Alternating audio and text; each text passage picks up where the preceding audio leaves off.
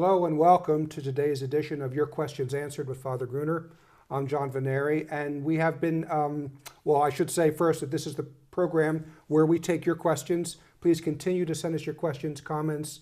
The email is questions@thefatimacenter.com. We're following up today on a controversy regarding something Pope Francis says that maybe he gives the impression that we shouldn't be obsessing over abortion and homosexuality. It was a lot of good people who never publicly criticized or questioned anything a pope said. They've questioned this because they've been scandalized by it. And so we were asked a question about it. We had discussed abortion and contraception, and today we're going to talk about homosexuality and so-called homosexual marriage. First of all, if it is common, should Catholics stop talking about it?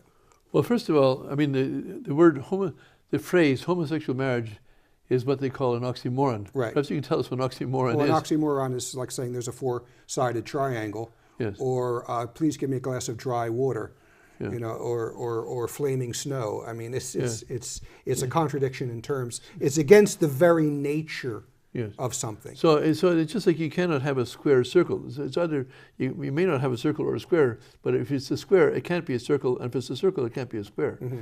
And so similarly, these people asking for homosexuality, what is marriage? I think before we even talk about homosexuality, what is marriage? On the previous question, I answered, marriage is a contract between a man and a woman and God.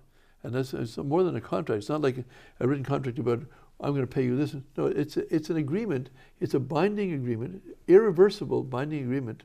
And three people are involved. There's the man who's married the woman who's marrying the man, the same, and both of them are agreeing to agree by God's terms in this. And so what is the purpose of marriage? The first purpose of marriage is the procreation, education of children. So two men living in whatever kind of relationship you want to call it, you can't dignify it by calling it a marriage. It's impossible for it to be a marriage. It's a contradiction. But two men living in a relationship, or two women living in a relationship, obviously together cannot procreate children. So, I mean, it's absurd to suggest that you can have homosexual marriage. I mean, it's a contradiction in terms, and they have to know that. So, I mean, please don't insult my intelligence by asking for homosexual marriage. I mean, it is an insult to my intelligence to speak that way. Now, if you're joking or something like that, it's different. But if you're seriously saying homosexual marriage, you're asking me to believe an absurdity. Yes. I'm not going to do that. I don't believe in such a thing. How can anyone who respects their reason believe such a thing? They can't. So that's the first thing. That's not all we can say about it, but it's certainly the first thing. Well, another thing too is one of the ways we live in an age now of rhetoric and slogans. Yeah. And also the media is very pro-homosexual. Yeah. The President of the United States is the most pro-homosexual president we've ever had. And so they come out with these terms that people don't know how to answer. They talk about marriage equality, basically claiming that homosexuals do not have the right to marry. And I know a professor of philosophy who answered this very well. He said, yes, homosexuals have the same right as heterosexuals to marriage, in that they have the right to marry someone of the opposite sex. Yes. They have marriage equality already. Yes. What they are looking for is a brand new quote unquote right that has never been recognized by Christianity, by the Old Testament, and by Christians and by civilization in general. Yeah, absolutely. So we have to be careful of these slogans, because the sign, you see the flag of equal signs, an equal sign. It's rhetoric and it's a fraud. Well, it's fraud, and the fact that it's one thing for them to believe this. I don't know, this mystical nonsense.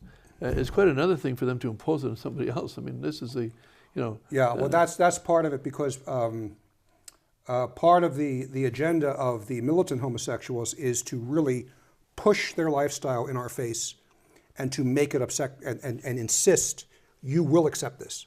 See, but I think this is the foundation of the problem, because I talked about contraception first, is that when people think that the purpose of marriage is equally the mutual pleasure of the couple along with procreation and education of children, then you say, well, then if they can have their pleasure that way, we can have pleasure our way. But that's not, that's why the finality, the purpose of marriage is the procreation and education of children.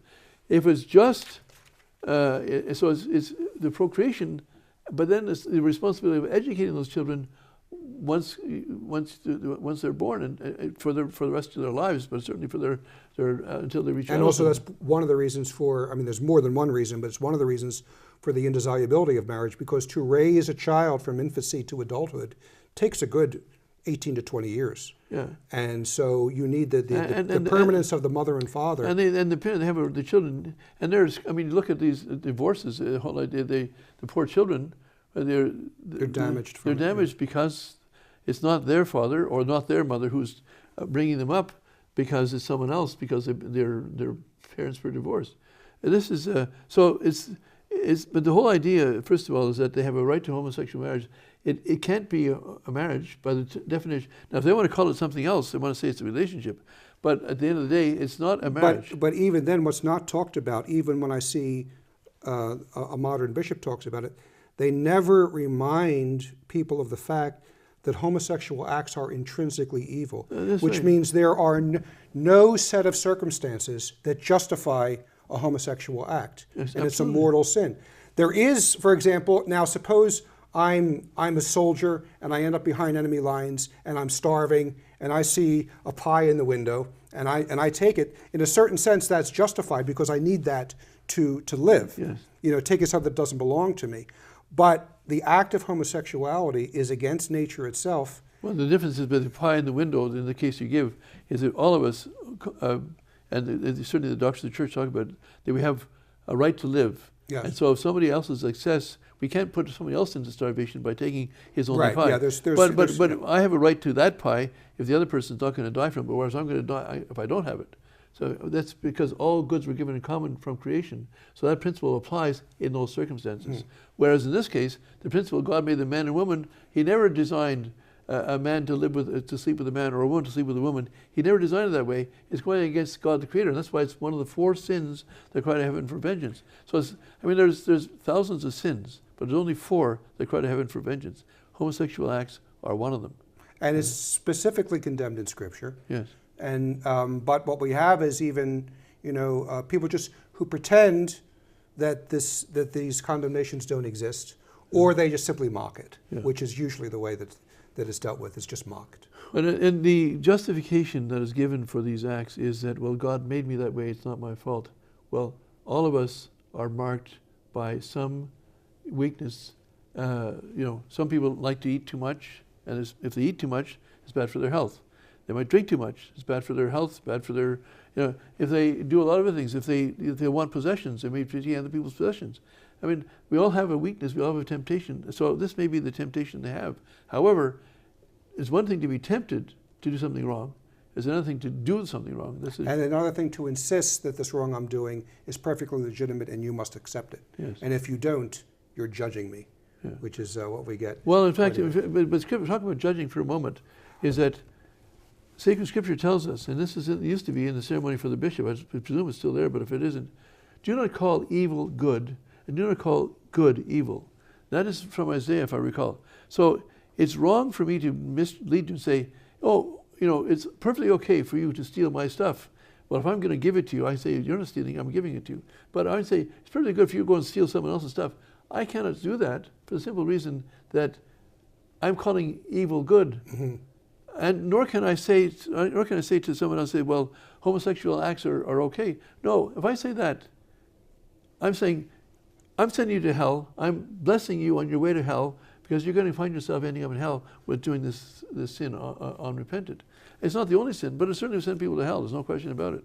So what we should close with too is those who are trapped with this vice, and we should pray for them that certainly. They recognize that they're doing things that are contrary to the will of God, and pray for God's grace to get out of it. So, yes, and they can get over it. And there are certainly many accounts of people getting out of it, between prayer, the sacraments, and penance, such as fasting and abstinence.